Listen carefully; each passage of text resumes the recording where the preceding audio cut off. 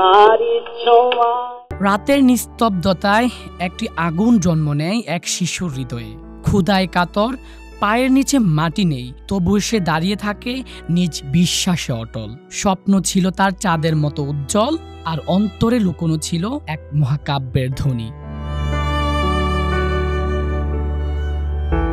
দারিদ্র, লাঞ্ছনা আর সংগ্রামের ভেতর দিয়ে বেড়ে ওঠা এক সাহসী কবির নাম কাজী নজরুল ইসলাম, যিনি একদিন তার কলমে বিদ্রোহ করে জাগিয়ে তুলেছিলেন গোটা জাতিকে। আজ বাংলা সাহিত্যের কিংবদন্তি অগ্নিকণ্ঠ কবি কাজী নজরুল ইসলামের ১২৬তম জন্মদিন।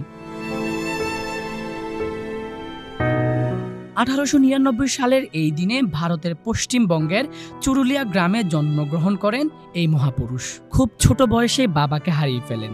সংসারের হাল ধরতে হয় ছোট্ট শিশু নজরুলকে। কখনো মসজিদের মুয়াজ্জিন, কখনো রুটি বিক্রেতা, আবার কখনো দোকানের কেরানি, এভাবে যার জীবন শুরু।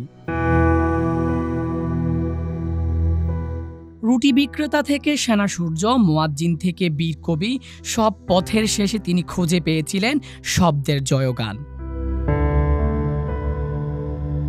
১৯২২ সালে লেখা বিদ্রোহী কবিতার মাধ্যমে তিনি যেন বাংলা সাহিত্যে বজ্রের মতো আঘাত হানেন। তার কণ্ঠে ধ্বনিত হয় অসহায় মানুষের হাহাকার, শাসকের বিরুদ্ধে অগ্নিস্বর।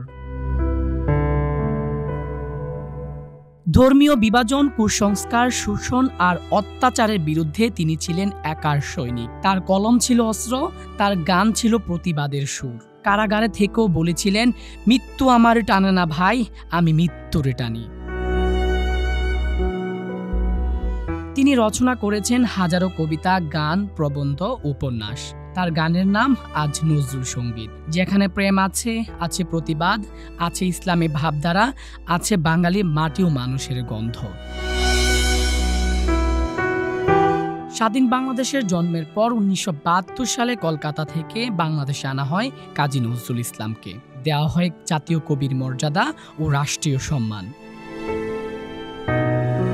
তার জীবনের শেষ সময় ছিল নীরব, কিন্তু বাঙালির ভালোবাসায় ঘেরা। ১৯৭৬ সালের ২৯ আগস্ট চিরতরে নিভে যায় বাংলা সাহিত্যের কিংবদন্তি বিদ্রোহী কবি কাজী নজরুল ইসলামের বজ্রকণ্ঠ। মসজিদেরই পাশে আমায় কবর দিও ভাই, ওপরওয়ালা তার ডাক শুনেছেন, বাঙালি সেই অনুরোধ রেখেছেন। ঢাকা বিশ্ববিদ্যালয়ের কেন্দ্রীয় মসজিদের পাশে আজও চিরনিদ্রায় শুয়ে আছেন এই বিদ্রোহী কবি কাজী নজরুল ইসলাম। তিনি কেবল একজন কবি নন, তিনি একটি জাতির চেতনার নাম, একটি হৃদয়ের প্রতিবাদের ভাষা। আজ তার জন্মদিনে আমরা তাকে স্মরণ করি এক বুক শ্রদ্ধা, ভালোবাসা আর কৃতজ্ঞতায়। বিদ্রোহী কবি কাজী নজরুল ইসলামের ১২৬তম জন্মদিনে বিডি আর্কাইভ পরিবারের পক্ষ থেকে বিনম্র শ্রদ্ধা ও ভালোবাসা। ফাহিমুল ইসলাম, ডেস্ক রিপোর্ট, বিডি আর্কাইভ।